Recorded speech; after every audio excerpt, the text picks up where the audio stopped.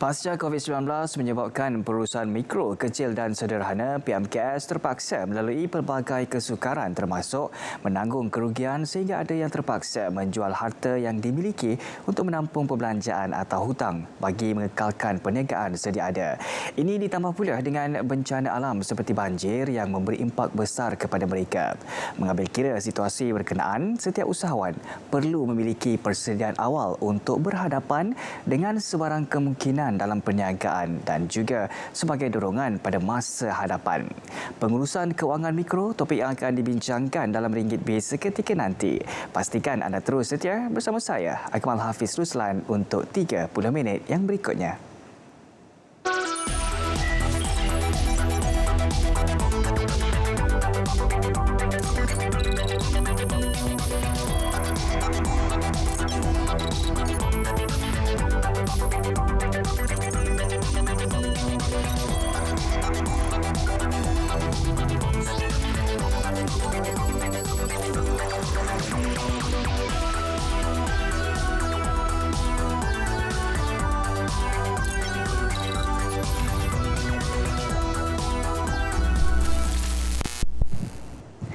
Assalamualaikum dan salam Malaysia Madani. Ini Biz Malaysia, edisi Rabu 5 Julai 2023.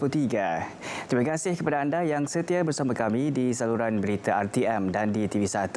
Selain itu, anda juga boleh terus ikuti kami di Facebook Live dan YouTube Biz Malaysia. Baik saudara, sebelum kita ke topik perbincangan utama, kita ikuti dahulu perkembangan ekonomi semasa. Dimulakan dengan perkembangan ini. Pelaksanaan gaji minimum dapat memastikan pendapatan rakyat meningkat secara berkala setimpal dengan kenaikan kos sara hidup. Menteri Ekonomi Rafizi Ramli bagaimanapun mengakui pelaksanaan itu akan ada risiko kenaikan inflasi. Namun kerajaan sentiasa memastikan kenaikan itu berupaya mengimbangi antara gaji dan kos sara hidup.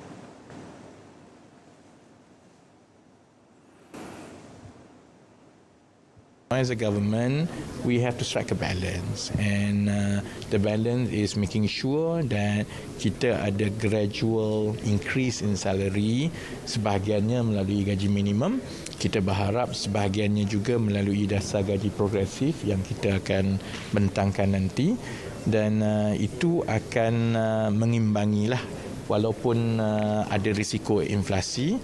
Tetapi the nature of economy is as such that there will always be inflation. Kerajaan bagaimanapun telah melakukan penilaian berhubung perkara itu sebelum memutuskan untuk melaksanakannya. Beralih ke perkembangan yang berikutnya, pengeluar kereta nasional Proton mencatat kejayaan separuh pertama tahun 2023 dengan jumlah jualan terkumpul terbaik sejak tahun 2012 dengan 14,351 unit dijual pada bulan lepas, iaitu domestik dan ekspor. Jumlah jualan kini ialah 77,321 unit. Menurut Proton, menerusi kenyataan yang dikeluarkan, jumlah tersebut bersamaan dengan peningkatan 28.6% berbanding tahun sebelumnya. Ia mengatasi pertumbuhan jualan untuk industri lebih daripada 3 kali ganda. Bagi bulan Jun, jumlah volume industri TIV dianggarkan sebanyak 61,900 unit dan pegangan pasarannya dianggarkan pada 23.2%. Manakala angka pegangan pasaran tahun sehingga kini telah meningkat semula kepada 21.3%, iaitu peningkatan sebanyak 3.2% dalam tempoh sama dari tahun 2022. Ini adalah angka pertumbuhan tertinggi dalam kalangan 5 jenama teratas di pasaran automotif Malaysia. Baik saudara, seterusnya beralih ke perkembangan saham. Bursa Malaysia memulakan dagangan tinggi sedikit pagi tadi menjelang keputusan kadar dasar semalaman OPR oleh Bank Negara Malaysia BNM esok. Kita tinjau prestasi pasaran sehingga sesi dagangan tengah hari tadi yang disediakan oleh PNB Investment.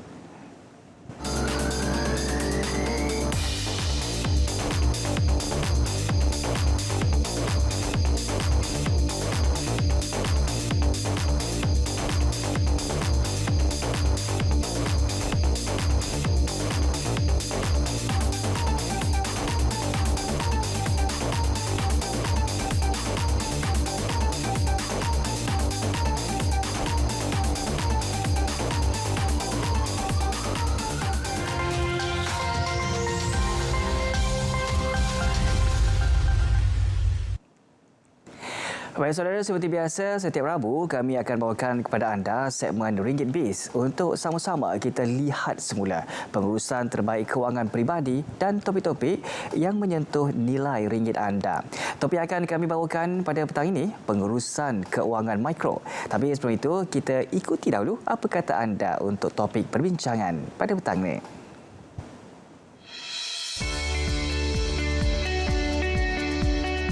Perkara penting dalam pengurusan kewangan untuk perniagaan mikro yang perlu dititikberatkan. Yang pertama, mengutamakan pengurusan aliran tunai. Penting untuk memberi perhatian dan mengawal aliran tunai perniagaan. Yang kedua, kepelbagaian dan fleksibiliti dalam sumber pendapatan. Dalam ekonomi yang tak menentu sekarang ini, bergantung kepada satu sumber pendapatan boleh meningkatkan risiko. Jadi, cari peluang untuk mempelbagaikan. Tiga, pemantauan dan pengemaskinian rancangan perniagaan. Semak dan laraskan anjuran kewangan, strategi pemasaran dan matlamat perniagaan untuk jangka masa pendek dan juga jangka masa panjang. Dengan memberi tumpuan kepada mengurus aliran tunai, mempelbagaikan sumber pendapatan dan memantau serta mengemaskini rancangan perniagaan, perniagaan mikro boleh mengatasi cabaran yang dihadapi semasa keadaan ekonomi yang semakin menekan. Tentang pengurusan kewangan dan juga pengurusan akaun ni jadi sangat penting rapatlah. Yang mana kedua-duanya proses ni apa yang kita mahukan adalah net profit, iaitu kita nak tahu sama ada bisnes yang kita buat ni untung atau rugi. Jadi ada proses yang pertama iaitu kita dapatkan kita punya untung kasar. So untung kasar ni cara nak dapatnya adalah jumlah jualan dan juga tolak dengan kos jualan tadi. Jadi daripada proses tu kita akan dapatlah berapa untung kasar kita. Dan untung kasar ni kita kena bawa pergi kepada proses seterusnya, iaitu kita nak dapatkan untung bersih. Cara nak dapatkan untung bersih, untung kasar tolak dengan kos operasi. So untuk proses ni sebenarnya sangat membantu untuk kita nak tengok sama ada bisnes kita ni berada di tahap yang mana, prestasi syarikat kita sama ada baik ataupun tidak pada tahun tersebutlah. Jangan lupa pula transform pergi kepada sistem filing yang secara fizikal ni, sebab yang ni sangat-sangat membantu nantilah bila ada audit dan sebagainya kita nak gunakan untuk kita nak dapatkan pembiayaan daripada agensi kerajaan, contohnya MARA kan. Jadi kita nak dapatkan benda ni, pembiayaan untuk nak bantu bisnes kita pergi lebih besar, pergi berkembang maju. Jadi kita perlukan dana kan. Jadi benda-benda ni record yang sangat-sangat bermakna lah. Antara tip pengurusan kewangan mikro yang saya dapat kongsikan di sini ialah: pertama, mesti rekod transaksi keluar masuk wang. Kedua, bijak dalam bezakan keperluan dan kehendak dalam perniagaan. Jangan kita berbelanja melebihi kemampuan. Yang ketiga, dapatkan khidmat nasihat kewangan daripada mentor berpengalaman dan rancang kewangan anda dengan betul. Akhir kata, jika gagal untuk merancang, anda merancang untuk gagal.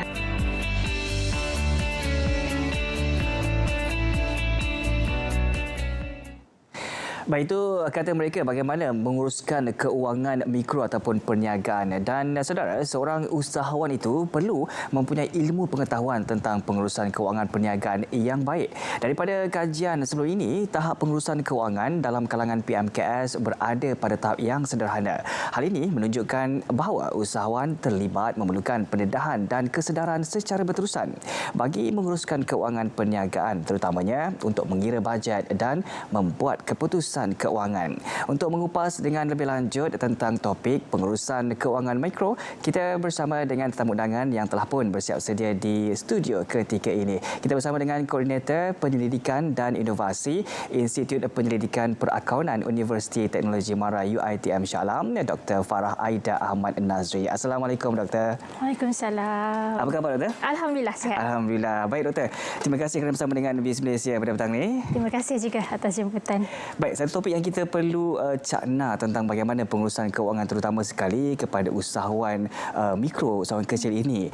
Mungkin sebelum kita pergi dengan lebih lanjut lagi, Doktor boleh kongsikan sedikit apa yang dimaksudkan dengan perniagaan mikro itu? Okey. Akmal, kalau kita nak kata secara teknikal secara teknikal definisinya, bila kita kata pengusaha mikro ini mereka yang membiayai jualan tahunan kurang daripada RM300,000 setahun. Maksudnya dalam RM25,000 lah dia punya jualan. Baik. Ataupun yang memiliki pekerja kurang daripada 5 orang, pekerja sepenuh masa. Itu perniagaan mikro. Nampak macam kecil kan? Macam Betul. RM25,000 je sebulan dia punya income pun dia punya jualan, belum profit lagi, belum keuntungan. Tapi mereka ni walaupun kecil tapi sangat signifikan kerana bilangan mereka sangat ramai di Malaysia. Ikutkan dalam lebih 70% perniagaan di Malaysia adalah dari golongan mikro. Dan mereka juga mengawal sektor pemakanan contohnya. Baik. Kan, yang meniaga restoran kecil-kecil tu, yang meniaga tepi jalan tu, semua itu adalah perniagaan mikro dan mereka sangat signifikan kerana mereka adalah tulang belakang kepada ekonomi negara, menyumbang kepada KDNK, memberi peluang pekerjaan walaupun kurang 5 orang tapi bila ramai tu hampir 1 juta bilangan perniagaan mikro di Malaysia secara keseluruhan. Dan menariknya Akmal, bila kita kata perniagaan mikro ni tak boleh lari daripada mengatakan mereka ni sebenarnya membantu untuk mengurangkan kadar kemiskinan negara. Betul, setuju. Itu semua membantu untuk meningkatkan ekonomi, selain meningkatkan ekonomi individu, keluarga, kawasan persekitaran dan juga ianya meningkatkan ekonomi negara kita, menyumbang kepada penangguhan ekonomi negara. Baik, jadi kalau kita lihat Doktor, bagaimana kaitan di antara perniagaan mikro dan juga kadar kemiskinan negara ini? Seperti mana yang Doktor kongsikan tadi itu. Okey, kalau tadi saya kongsikan yang teknikal tu kan, yang bilangan pekerja, berapa jualan tahunan, tapi sebenarnya dari segi konsep bila orang mengatakan tentang perniagaan mikro ni adalah mereka yang terlibat dengan perniagaan ni adalah segolongan yang miskin, yang terlibat dengan perniagaan dengan bantuan kewangan. Baik. Cuma masalah mereka ni, bila kita kata peniaga ni, ramai kita fikir yang memiliki mega holding saja, yang kaya-kaya tu je. Tapi yang sebenarnya yang besar-besar je kita nampak. Kita tak nampak yang majoritinya terpaksa berniaga. Mereka terpaksa berniaga ni kita panggil necessity based entrepreneurs. Kalau yang mega holding tu dia opportunity based. Dia nampak peluang untuk dia berniaga dan mereka lebih bersedia. Yang untuk necessity ni, ini yang kita nampak mereka terpaksa. Kenapa mereka terpaksa berniaga? Satu, mungkin kurangnya pendidikan, ya. Jadi susah untuk mendapat peluang pekerjaan yang baik untuk mereka. Jadi itu yang mereka terpaksalah apa kemahiran yang dia ada. Pandai buat kuih, itulah dia berniaga kuih. Jual produk yang dibuat itu. Ya, barang kraft tangan, gunting rambut, itu kemahiran yang dia ada. Tapi untuk mereka ni pula masalahnya modal lah. Susah pula dia dapat modal kan, nak pergi bank pun susah nak dapat modal. Itu kita panggil unbankable lah. Itu yang 50 tahun dulu sebenarnya Profesor Muhammad Yunus dah memperkenalkan konsep microfinance kan, memberi loan kepada golongan miskin itu menjalankan perniagaan kecil. Perniagaan kecil, dan loan itu adalah tanpa cagaran. Baik. Itu yang jadi banyaklah kajian kita dekat Malaysia pun kita guna konsep Grameen Bank tu pada tahun 80-an kita tubuhkan MFI pertama kita, Microfinance Institution pertama kita, Amanah Ikhtiar Malaysia, dan terbukti berjaya meningkatkan kadar pendapatan, meningkatkan taraf hidup mereka yang berniaga, peniaga-peniaga kecil ni. Itu yang selalu kita kaitkan. Peniaga mikro ni kita selalu kaitkan dengan kemiskinan itu sendiri. Untuk keluar daripada kelompok kemiskinan, keluar daripada golongan kemiskinan itu, meningkatkan lagi taraf ekonomi mereka. Itu fungsinya ataupun kaitannya antara perniagaan mikro dan juga taraf kemiskinan ataupun kadar kemiskinan negara kita ini. Jadi Doktor, berbanding dengan perniagaan besar yang lain seperti Doktor katakan tadi mega holding dan juga sebagainya, itu yang mana mereka ini lebih mudah untuk mendapatkan pinjaman dan dari pihak bank ataupun mana-mana institusi kewangan. Jadi bagaimana dengan peniaga mikro ini pula? Mereka nak mendapatkan modal perniagaan itu untuk pergi ke bank memerlukan dokumen-dokumen yang lengkap dan juga sebagainya. Jadi adakah mereka ini telah terdedah ataupun tahu bagaimana untuk menyediakan segala dokumen itu? Itu juga satu masalah tu, nak dapatkan dokumen tu pun sukar sebenarnya. Tapi kita dekat Malaysia ni, kita ada 3 lah microfinance institution pertama, yang utama yang saya katakan tadi, AIM, kita ada Tekun Nasional, ada Yayasan Usaha Maju di Sabah. Dan melalui MFI ni sebenarnya dokumentasinya tidaklah serumit untuk mereka memohon pinjaman daripada bank, ya. Tetapi di bank-bank juga ada banyak juga bank yang dah menawarkan pinjaman pembiayaan mikro. Tidak serumit, tapi berbanding dengan MFI yang saya cakap tadi, bank tu lebih sukar.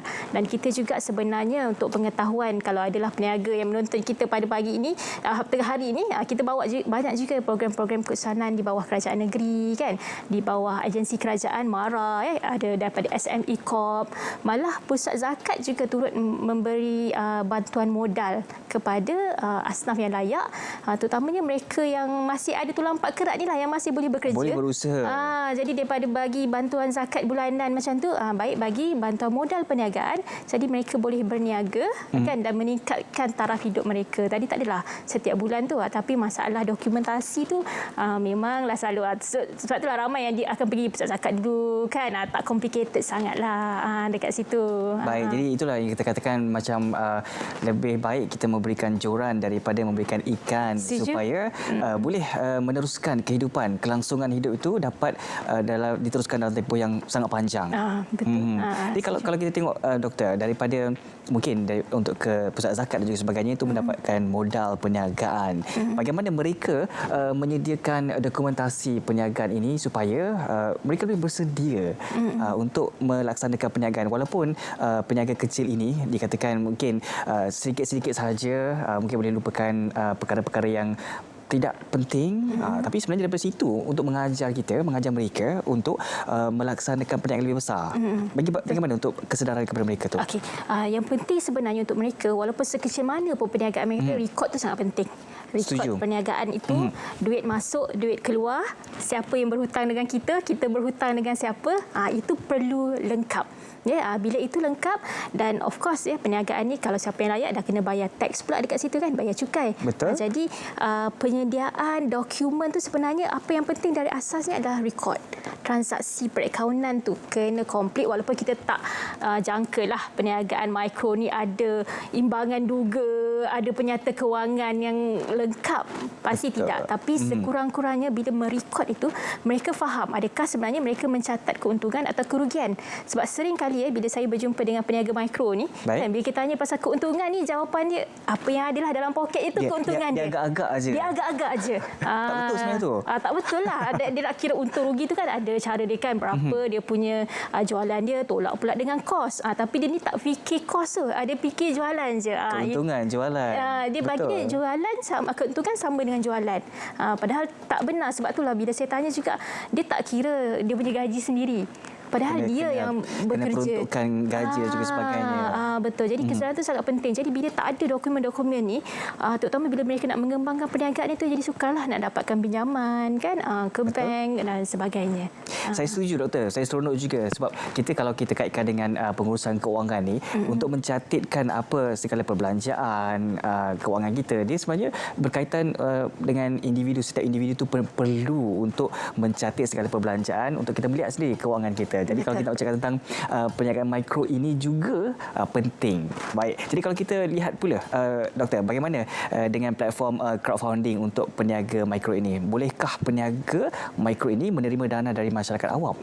Menarik. Dia berkait dengan isu semasa ni bila kita kata pasal crowdfunding ni kan, pendanaan ramai. Sebenarnya nak jawab soalan tu boleh. Tetapi perlu sedar dia ada 10, sebenarnya setakat ni tak salah ada 10 platform crowdfunding yang berdaftar dengan Suruhanjaya Security Malaysia. Baik. Jadi dia ada 3 golongan ni bila kita bercakap mengenai crowdfunding itu. Satu, operator platform tadi sebagai contoh Pitch In, Etis Ventures, dia ada yang konvensional, ada yang Islamic. Mereka menyediakan platform dan mereka dipantau. Mereka berdaftar, mereka mendapat lesen daripada Suruhanjaya Security Malaysia untuk menjalankan crowdfunding tu. Dan seterusnya peniaga, termasuklah peniaga mikro tu bolehlah berdaftar dengan mereka pula untuk isu kan, isu nak mendapatkan dana daripada awam. Dan golongan ketiga kita lah kan, masyarakat awam yang berminat untuk melabur kepada syarikat-syarikat mikro tu. Cuma cabarannya di sini adalah bagaimana peniaga mikro ini hendak meyakinkan kita ni kan untuk mengeluarkan duit. Dan dia kenalah ada satu yang baru kan, inovasi, apa benda yang menarik, apakah masalah yang dia akan selesaikan. Dari situ barulah mereka boleh dapat menarik minat pelabur untuk melabur dekat crowdfunding itu. Dan juga keyakinan sebenarnya. Saya tertarik juga, selain daripada pengurusan keuangan, kita juga memerlukan untuk memikirkan sesuatu yang baru ataupun inovasi kepada perniagaan itu. Tak boleh nak berada dalam zon yang selesa sentiasa. Betul. Jadi doktor, kita nak tanyakan lagi pelbagai soalan selepas ini. Kita nak berehat seketika dan untuk anda semua teruskan kesetiaan bersama kami. Kita akan berhenti rehat seketika, kembali selepas ini di BIS Malaysia. siapa yang ketentukan sama ada Malaysia kekal sebagai satu negara hebat di dunia? Yang akan tentukan bukan orang-orang tua yang lapuk pemikiran nak pecah belahkan rakyat. Yang akan tentukan masa depan ini aman, semua kita bersaudara, semua kita bekerja untuk menyelamatkan bangsa dan negara kita adalah anak-anak muda sendiri.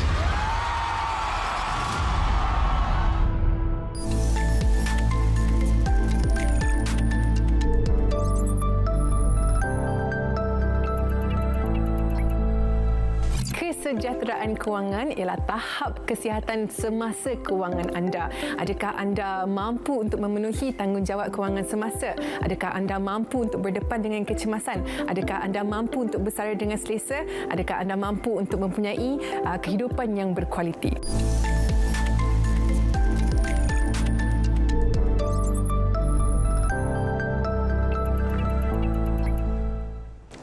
Kembali dalam BIS Malaysia, kita masih lagi bersama dengan tetamu di studio, Dr. Farah Aida Ahmad Nazri, Koordinator Penyelidikan dan Inovasi Institut Penyelidikan Perakunan UiTM Shah Alam. Baik Doktor, tadi dah kongsikan apa yang penting dan juga kita perlu meyakinkan sekiranya untuk kita dapatkan dana ataupun modal daripada orang ramai, daripada masyarakat. Dan kalau kita kembali semula menyentuh dengan pengurusan keuangan dengan sumber modal yang pelbagai seperti mana yang Doktor maklumkan tadi daripada pusat zakat dan juga sebagainya, sejauh mana pentingnya pengetahuan literasi keuangan ataupun pengurusan keuangan ini kepada peniaga mikro ini. Dan juga kita nak tahu sekiranya mereka tidak mengutamakan pengetahuan atau ilmu keuangan ini, setakat mana mereka boleh pergi atau setakat mana kesan buruknya itu kepada mereka. Okey. Jadi kenapa penting sebab tadi kita dah kata dah awal-awal dulu masalah modal. Betul. Kan tak boleh nak ke bank. Sekarang dah ada alternatif kan, dah boleh dapat daripada MFI, ada bantuan daripada kerajaan negeri, agensi kerajaan, pusat zakat, boleh dapat crowdfunding kalau ada inovasi yang menarik. Tapi sekarang banyak juga lepas tu okey dah diberi modal tapi tidak macam berjaya pula. Uruskannya tu. Ramai pula 2-3 tahun gulung tikar. Jadi bila tengok mereka ni, itulah seperti saya katakan tadi, kebanyakan mereka ni mungkin kurang dari segi taraf pendidikan. Dari situ mempengaruhilah dekat situ. Jadi apa pentingnya literasi kewangan ni kepada mereka supaya mereka boleh menggunakan sumber yang mereka ada tu bagi memastikan ia digunakan untuk menjana pendapatan. Sebab isunya adalah dapat modal tapi tak guna untuk menjana pendapatan, dia guna untuk benda-benda lain peribadi yang tidak produktif. Itu yang salah tu. Itu yang salah dekat situ. Jadi apa yang perlu faham ilmu kewangan ni, apa yang peniaga perlu faham, satu seperti katakan tadi dah, record. Record, menyimpan record dengan baik. Tak perlulah mengikut MFRS punya accounting reporting standard tu, tak perlu lagi lah kan, asalkan ada catatan rekod itu. Ya, betul. Kemudian dia ini juga berkait rapat dengan hubungan baik antara mereka peniaga dan juga dengan golongan pembekal. Bila ada hubungan baik tu, nanti dia boleh dapat kredit pembekal, boleh dapat diskaun, hubungan baik dengan pembeli dan bakal pembeli. Jadi memastikan jualan tu sentiasa ada. Dan juga penting ilmu keuangan ni supaya mereka mengoptimumkan antara aset mereka, hutang-hutang mereka, liability tu, dan juga modal mereka. Jadi bila semua tu seimbang, kita nak pastikan liability tu tak naklah terlalu tinggi kan. Tak boleh pula kalau tak berani ambil risiko pun bahaya juga. Nak berniaga tu tak nak kena ambil sedikit risiko. Nak besarkan perniagaan tu, kalau dah dana sendiri tu tak cukup, kena dapatkan dana luar. Tapi dia kena pandai mengoptimumkan supaya tak terjebak dengan masalah hutang yang besar. Kan? Tetapi mereka mampu meningkatkan lagi, menambah baik perniagaan mereka dengan sumber-sumber yang ada. Jadi saya kongsi ada 6 langkah sebenarnya. Boleh saya kongsi 6 langkah. Satu, sumber dana perniagaan lah, sama ada dalaman sendiri, ada nanti akan kongsi ataupun luaran, itu yang kata pinjaman bank ya, kredit daripada pelabur, crowdfunding itu. Lepas tu rekod transaksi lah, rekod transaksi tu receipt tu kena simpan. Kalau ikut LHDN 7 tahun kena simpan receipt tu. Betul. Kalau tak masalah kan. Jadi bila dah rekod tu bolehlah kira untung rugi kan, bukan semata-mata berapa hasil jualan itulah keuntungan, tak betul kan. Jadi boleh mengira juga berapa aset mereka ada sebenar-benarnya. Dan juga ketiga, membuat bajet yang sesuai kan. Agak-agak kena tengoklah trend lepas ni nak raya katanya kan, raya haji baru-baru ni lah, macam mana jualan meningkat, tapi adakah expensesnya juga meningkat. Jadi dia kena balancekan lah dari situ. Dan kemudian kalau berlaku pula, seandainya lah berlaku defisit ya, kerugian, dia kena faham pula apa punca defisit itu berlaku. Kenal pasti masalahnya. Jualan tak cukup ke, tak cukup marketing ke, tak ramai orang nak beli ke produk kita kan, kos operasi kita terlalu tinggi ke. Jadi bila itu dia kenal pastilah apa masalah-masalah yang berlaku. Dan seterusnya, akhir sekali dia kena uruskan risiko lah. Apa-apa kita buat mesti ada risiko kan. Berniaga tu risiko paling tinggi adalah kerugian lah. Bila rugi, kalau ada persaingan, kita dah buka dah gerai pisang goreng kita kat sini, tiba-tiba sebelah pun ada buka juga pula pisang goreng, alamak dah bersaing. So kita nak kenalah buat benda yang lebih baik kan, tambahlah coklat sikit kan. Kita berinovasi lah. Inovasi itu supaya boleh menarik perhatian kepada pembeli. Betul. Dan juga diskusi lain lah, bencana alam, wabak lah, semua tu. Dan akhir sekali itulah yang saya kata tadi, cukai perniagaan kalau layak. Ni kalau layak tapi tak bayar cukai ni masalah juga ni. Ataupun peniaga Islam ni zakat lah, zakat perniagaan 25% tu. Jadi semua tu bila rangkumkan semua, bila berjaya uruskan semua dengan baik, insya-Allah kita nampak banyak sebenarnya peniaga mikro ni yang terus berkembang dah jadi kecil pula, kemudian sederhana dan semakin besar. Sebenarnya daripada pengalaman mereka menguruskan keuangan walaupun perniagaan mikro ini, itu yang memberikan yang membawa mereka supaya dapat mengembangkan perniagaan, menguruskan perniagaan dengan lebih baik lagi. Jadi kalau kita lihat doktor dah kongsikan tadi macam-macam, ada 6 langkah yang perlu dibuat. Jadi mungkin saya ringkas nak tahu apa kesan buruk ini yang sangat-sangat memberi impak kepada mereka, kepada peniaga sekiranya mereka tidak menguruskan keuangan yang terbaik. Saya ringkas doktor. Yang meniaga ni bukan macam kita makan gaji kan. Makan gaji next month dapat lagi gajinya. Kalau meniaga tu tak pandai uruskan keuangan, next month mungkin besok ni nak berniaga dah tak ada bahan dah untuk berniaga, dah tak ada ni. Jadi menjejaskan dia punya pendapatan asal-asal tadi terpaksa berniaga sebab tak ada kerja. Ni tak pandai uruskan, dah tak boleh pula berniaga pula. Satu masalah. Kemudian akan terlibat dah pula dengan hutang, terpaksa meminjam pula dengan orang lain. Kalau konsep akaun ni kita kata pemilik perniagaan dengan perniagaan tu dua entiti berbeza, tapi dari segi perundangannya mereka adalah yang sama. So hutang perniagaan tanggungjawab siapa? Tanggungjawab pemilik lah. Itu yang penting, kita perlu kenal pasti dan juga kita kena bijak menguruskan keuangan. Tidak kiralah kita sebagai seorang peniaga ataupun individu, semuanya perlu diuruskan dengan tenang dan juga bijak untuk kesejahteraan keuangan kita. Betul doktor? Betul. Baik doktor, terima kasih kita ucapkan kepada doktor untuk perkongsian diberikan, dan ini saja masa yang kita ada. Sekali lagi kita ucapkan terima kasih kepada Dr. Farah Aida Ahmad Nazri, Koordinator Penyelidikan dan Inovasi Institut Pendidikan Perakaunan UiTM Shah Alam, untuk perkongsian yang diberikan. Untuk itu, BIS Malaysia edisi 5 Julai 2023 berakhir di sini. Menyusul selepas ini program Pastikan Sahih. Terus setia bersama RTM Malaysia Madani, tingkat perpaduan penuhi harapan. Assalamualaikum dan salam Malaysia Madani.